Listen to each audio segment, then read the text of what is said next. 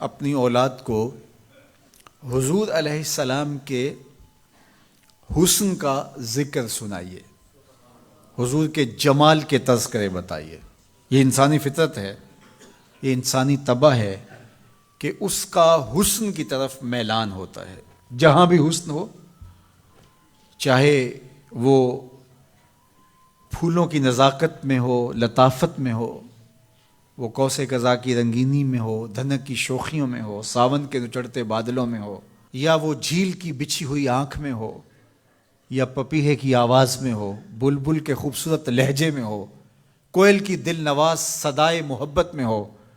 حسن جہاں بھی ہوگا، جس روپ میں بھی ہوگا، دلکش ہوگا۔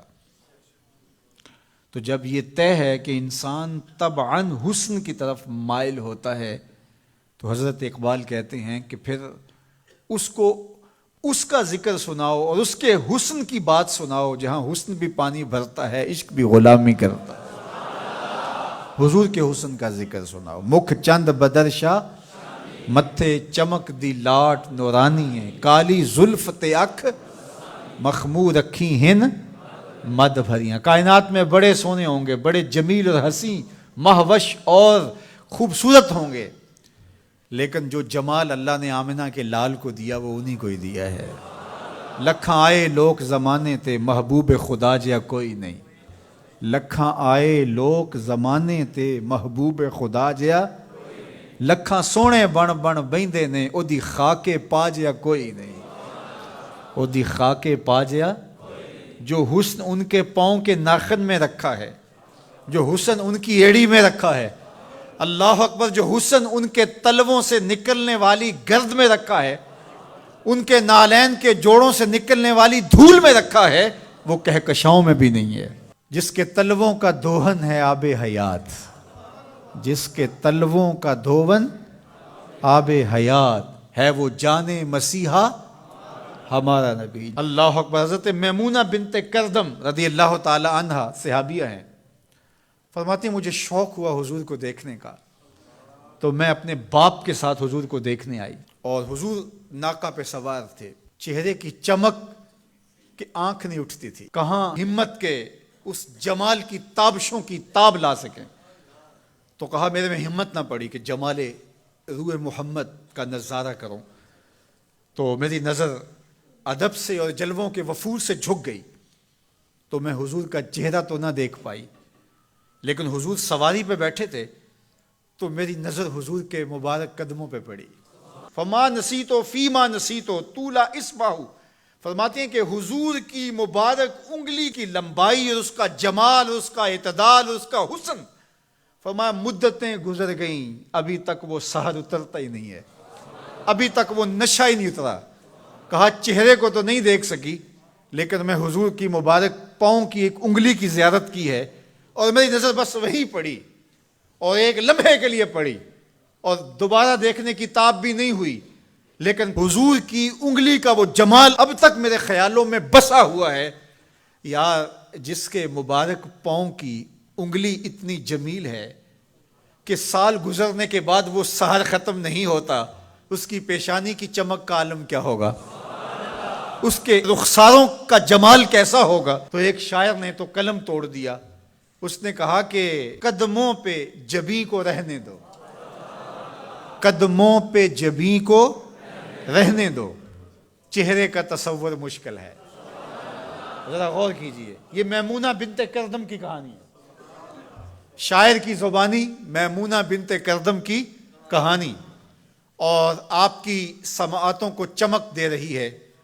اور میری زبان کو لطافت بخش رہی ہے۔ میری زبان میٹھی نہیں ہے، حضور کا نام میٹھا ہے۔ وہ کسی نے کہا تھا نا کہ میں بلبل خوش لہجائے گلزار نبی ہوں،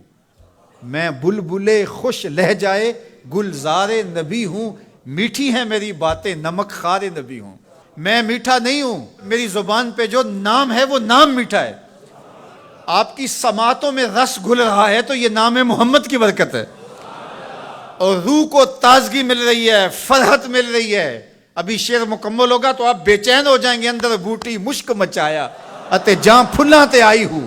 خوشبو پھیل جائے گی اندر۔ سنیے لفظ،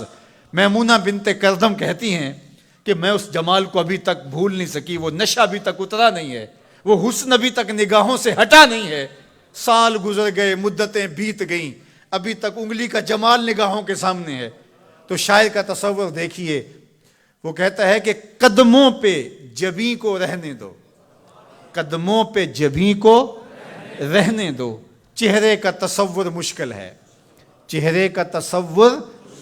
جب چاند سے بڑھ کر ایڑی ہے رخسار کا عالم کیا ہوگا،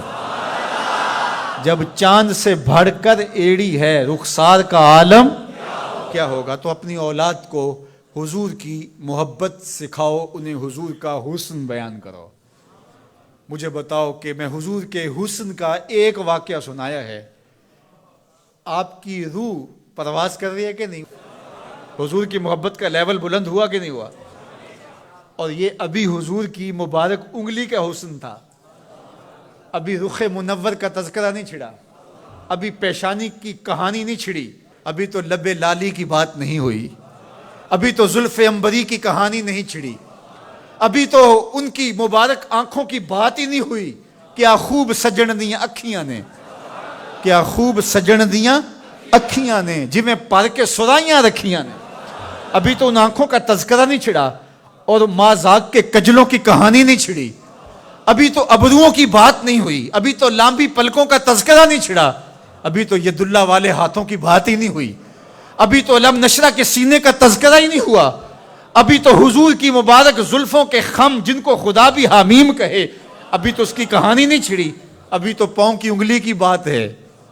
اور روح رقص کر رہی ہے۔ تو جب آپ اپنی اولاد کو حضور کے چہرے کا ذکر کریں گے، حضور کے جمال کی کہانی سنائیں گے، تو ان کے سینے میں حضور کا پیار پیدا ہوگا یا نہیں ہوگا؟